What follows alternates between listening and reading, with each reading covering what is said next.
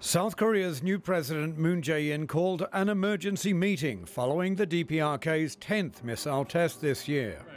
탄도미사일 발사를 또다시 The DPRK today fired a ballistic missile again. The DPRK's repeated provocative action went against our government and international community's expectation and desire to establish peace and denuclearization on the Korean peninsula. The government strongly condemns its irresponsible and reckless behavior.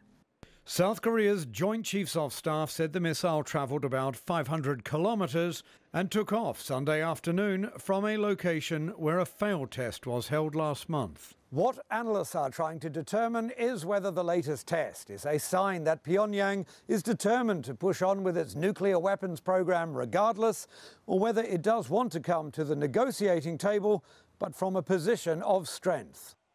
The latest launch follows the testing of a mid to long-range missile a week ago, which flew through the Earth's atmosphere, indicating Pyongyang has mastered heat shields that could protect a nuclear weapon on re-entry.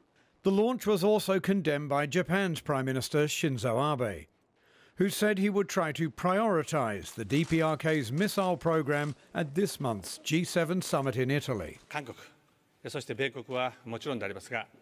It is important to coordinate not only with South Korea and the United States, but also with China and Russia. We will coordinate with South Korea, the United States, China, and Russia in order to deal with this resolutely.